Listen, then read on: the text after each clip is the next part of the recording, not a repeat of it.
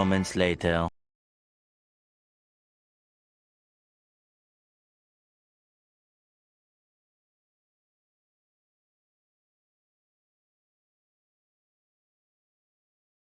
Dari program pengembangan SDM itu intinya bagaimana untuk mendukung peningkatan kualitas sumber daya manusianya, meningkatkan keterampilannya, tentu akan mendukung berpengaruh terhadap peningkatan kinerja secara individu dan peningkatan kinerja organisasi atau perusahaan secara keseluruhan atau komprehensif. Kalau bagus kerjanya karyawan, maka otomatis akan produktif lagi ya, akan berkinerja lagi ya, akhirnya akan mendukung kinerja perusahaan secara keseluruhan. Itulah berkaitan dengan pengembangan sumber daya manusia.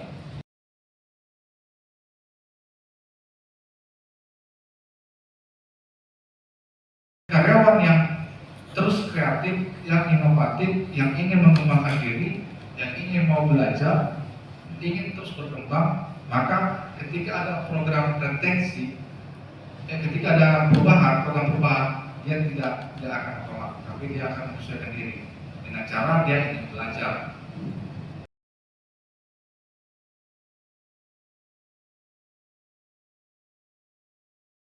Ketiga, pengembangan sumber daya manusia, sebagaimana yang ditulis pengembangan sumber daya manusia.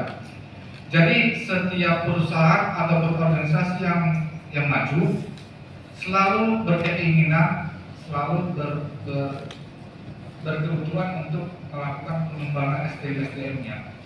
Tentu seperti kita ketahui dalam perkuliahan yang manajemen SDM kan ada salah satu program pengembangan SDM. Yang dilihat salah satunya melalui pendidikan dan pelatihan. Ini tujuannya apa? Untuk bisa meningkatkan kompetensi, keterampilan karyawan. Karena seperti yang kita ketahui, lingkup pekerjaan itu kan sifatnya dinamis, selalu berkembang, menyesuaikan perkembangan teknologi, perkembangan lingkungan kerja, dan tuntutan yang lainnya dari lingkungan eksternal. Sehingga bagaimana karyawan itu bisa meningkat kompetensinya sesuai dengan perkembangan atau perubahan yang ada, maka dibutuhkan program pengembangan SDM. Di antaranya melalui program pendidikan dan pelatihan. Contoh yang lain program pengembangan SDM itu dalam bentuk manajemen karir. Manajemen karir. Artinya karir itu bisa dikelola dengan baik sehingga setiap karyawan, setiap individu, setiap SDM yang menunjukkan kinerja yang baik diberikan kesempatan untuk peningkatan karirnya. Kira-kira itulah untuk yang pengembangan sumber daya manusia.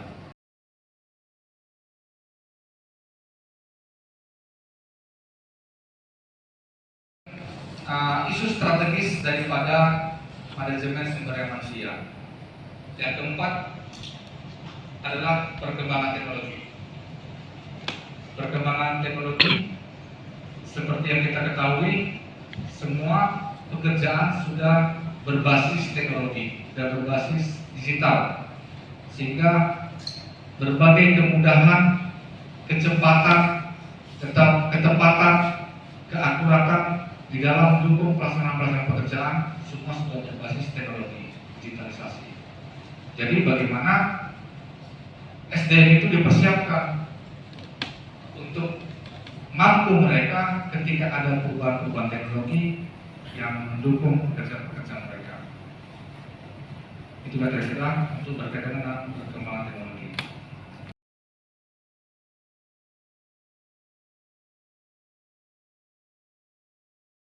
Yang isu strategis yang kelima seperti yang kita ketahui dalam materi kita yaitu pengembangan desain organisasi baru. Pengembangan desain organisasi baru ini seperti ini. Tentu kan di dalam suatu organisasi atau perusahaan itu kan sudah ada struktur organisasinya. Kalau masih kalian ingat ada tingkatan level manajerial. Ini di mata kuliah pengacara manajemen. Level manajerial yang pertama adalah level manajemen lini pertama. Disitulah supervisor, mandor, ya kan, pengawas. Lalu level manajerial menengah, disitulah masing-masing manajer manajer pemasaran, manajer keuangan, manajer produksi, manajer personalia. Itulah manajer-manajer di masing-masing divisi atau manajer di masing-masing departemen. Itu manajemen yang menengah. Lalu ada manajemen yang di atas, ya kan? Itulah yang disebut dengan direktur utama, komisaris, presiden direktur. Jadi bagaimana supaya bisa efisiensi, efektivitas di dalam struktur organisasi supaya semua bisa tepat dalam menjalankan tugas dan fungsinya, walaupun sudah ada struktur yang lama, bisa kita ubah dengan struktur yang baru. Dengan cara kita melakukan efisiensi beberapa struktur-struktur yang mungkin saja tugas dan pokok fungsinya itu tumpang tindih atau tidak sesuai lagi dengan perkembangan zaman, ya kan? Bisa di-merge atau bisa dihapuskan dan sebagainya. Sehingga muncullah struktur-struktur organisasi yang baru yang lebih baik, mampu menghasilkan tugas-tugas pokok dalam bentuk kinerja usaha. Itulah berkaitan dengan pengembangan desain organisasi baru. Artinya kita tetap menyesuaikan perkembangan perubahan-perubahan dalam pekerjaan, dalam hal lingkungan internal maupun lingkungan eksternal.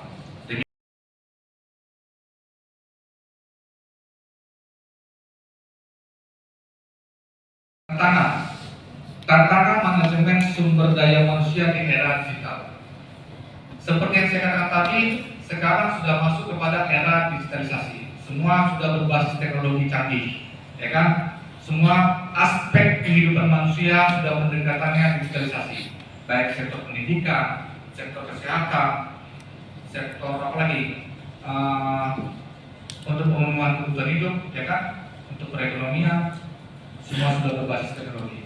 Sehingga bagaimana masing-masing individu siap untuk memasuki pasar tenaga kerja yang berbasis digitalisasi tadi, yang berbasis teknologi. Apalagi untuk yang perusahaan-perusahaan yang berkembang, yang maju, tentu sudah menggunakan pendekatan berbasis teknologi untuk setiap penyelesaian tugas-tugas dan pekerjaan.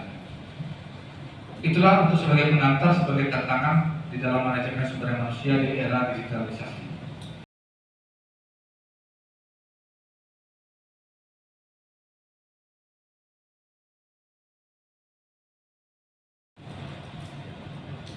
Kita masuk kepada terkait pemanfaatan teknologi dalam dunia human resource, dunia sumber daya manusia. Perlu diketahui ada beberapa tantangan yang perlu diatasi. Apa saja tantangan itu? Dapat kita lihat sama-sama. Yang pertama, proses perekrutan karyawan bertalenta tinggi. Artinya rekrutmen karyawan merupakan tugas penting yang menjadi tanggung jawab human resource. Keberadaan karyawan baru memiliki peran sentral untuk menggantikan angkatan kerja senior yang masuk usia pensiun. Human resource tak sekedar mencari pengganti dari karyawan senior, tetapi juga memastikan kalau talenta baru direkrut memiliki kualifikasi yang sesuai kebutuhan. Artinya, secara praktis mungkin yang kebutuhan kompetensi yang tidak sesuai dengan perkembangan zaman itu tidak lagi kita butuhkan. Karena kita katakan tadi sudah era digitalisasi, kira-kira apalah lagi keterampilan yang sangat dibutuhkan untuk memasuki pasar kerja yang baru.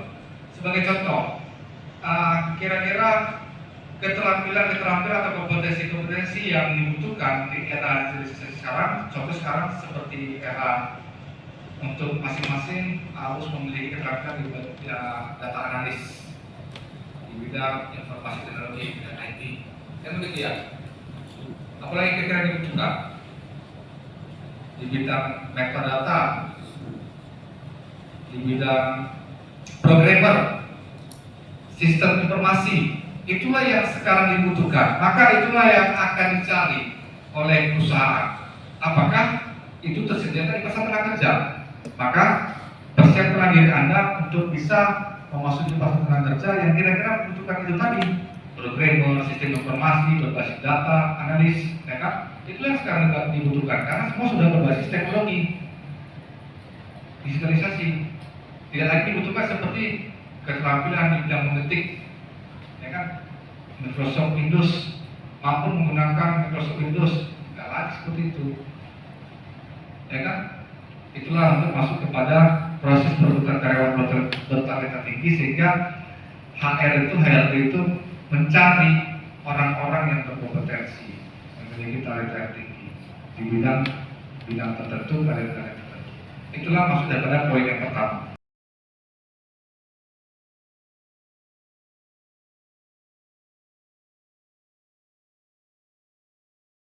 Yang kedua, pengelolaan SDM yang dimiliki oleh perusahaan. Jadi ketika perusahaan sudah merekrut karyawan yang memiliki kompetensi yang bagus tadi, yang dibutuhkan sesuai dengan era digitalisasi. Tentu bagaimana mereka menjaga karyawan-karyawan itu menjadi aset penting dalam mendukung kemajuan perusahaan. Jadi SDM itu harus menjadi aset penting, dijaga. Seperti apa? Yang diperhatikan dong kompensasinya, salary-nya. Jangan gara-gara salary yang rendah mereka tidak puas bekerja, ya kan? Lalu tingkatkan kompetensi mereka dengan cara program pengembangan SDM, berikan program pendidikan, pelatihan yang berkelanjutan, sustainable kepada karyawan. Karena pekerjaan itu sifatnya dinamis, akan berkembang.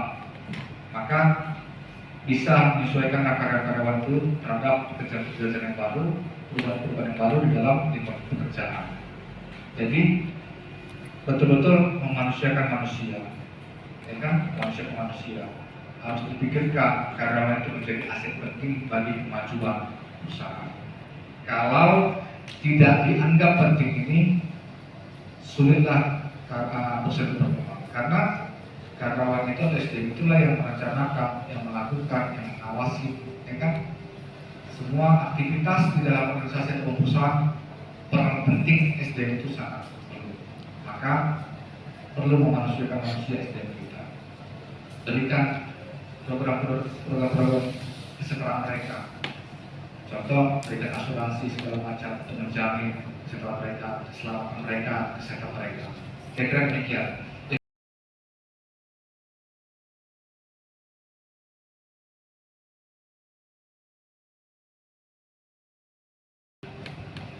Yang ketiga, berkaitan dengan keamanan data perusahaan.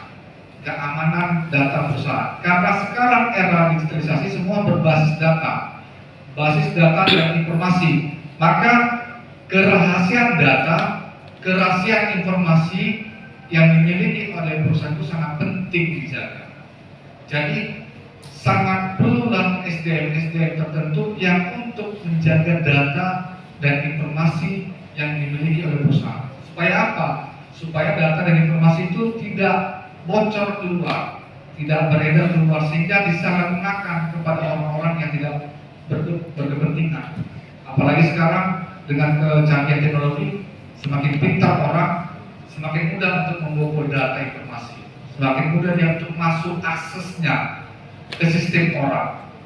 Tapi bagaimana untuk menjaga sistem kita tadi? Dibutuhkan orang-orang untuk menjaga sistem itu sehingga data dan informasi yang kita miliki oleh perusahaan itu tetap terjaga dengan baik. Kan begitu? Karena data dan informasi itu sangat penting. Itulah sumber daya yang paling penting juga dipikirkan oleh perusahaan untuk dijaga. Maka inilah orang-orang yang terpercaya, yang berkompeten, yang bertalenta tinggi untuk menjaga sistem terhadap data dan informasi Anda. Itulah yang dimaksud kepada keamanan data perusahaan di dalam poin ketiga.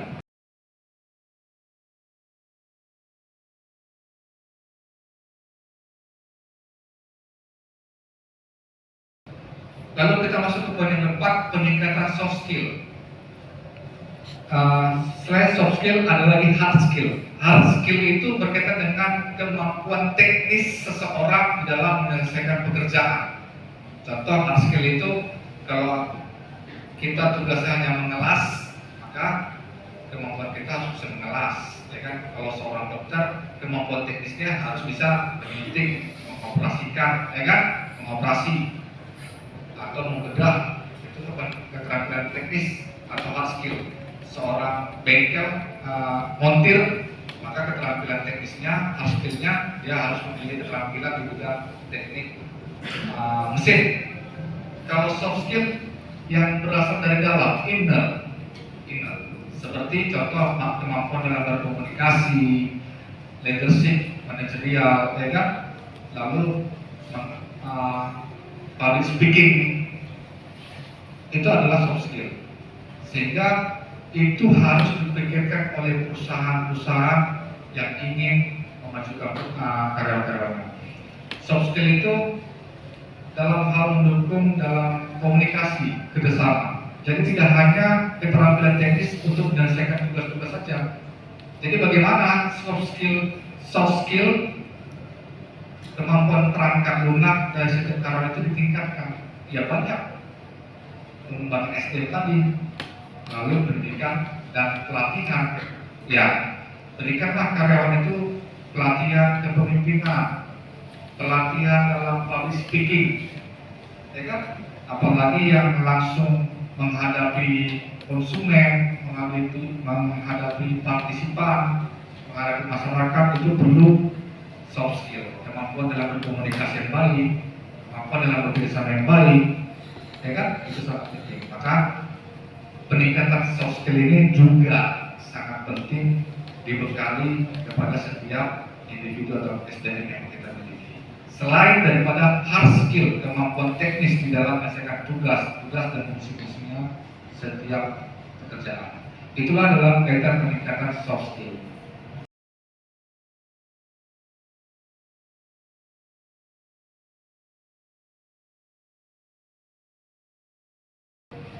Oke, yang kelima berkaitan dengan sistem penilaian yang kuantitatif. Ini hampir sama dengan terhadap penilaian kinerja. Tentu kinerja itu setiap karyawan harus terukur. Kalau dia memiliki kinerja yang baik, sehingga kita mau mempromosikan dia, mengembangkan karirnya, dan meningkatkan kompensasi atau sebagainya, kita harus kuat di kuantitatifnya, harus kuat di hitung-hitungannya. Kenapa dia pantas, kenapa dia layak untuk kita tingkatkan karirnya, kita tambahkan sebagai atau kompensasinya, kita berikan bonus apa? Ya secara kuantitatif, secara hitung-hitungan, secara data, kita harus kuat di situ. Maka harus kita buat sistem kuantitatifnya untuk penilaian-penilaian berkaitan dengan kinerja, berkaitan dengan produktivitas. Apalagi kalau lembur itu jelas ada hitung-hitungannya. Kalau 1 jam berapa, kali berapa jam dia berapa, kan begitu. Di luar jam kerja dia terhitung belum. Itu harus ada kuantitatifnya, harus ada data dalam bentuk angka. Sama juga dalam hal penilaian kinerja. Jadi semua sistem penilaian harus bersifat kuantitatif, berbasis data dalam bentuk angka-angka. Itulah kuantitatif. Jangan hanya kualitatif. Kalau kualitatif itu sekedar untuk deskripsi atau informasi hanya secara lisan tanpa ada didukung sama data-data angkanya. Jadi kalau kita ngomong harus berbasis data. Kita mengatakan kita akan menaikkan gaji karyawan tahun depan sekitar 5%. Tentu ada dasarnya kita menaikkan gaji karyawan. Kenapa? Apakah karena faktor perusahaan mendapatkan keuntungan yang besar? Bisa saja. Tapi harus ada bukti data kuantitatifnya. Itulah maksud daripada sistem penilaian yang kuantitatif. Itulah singkat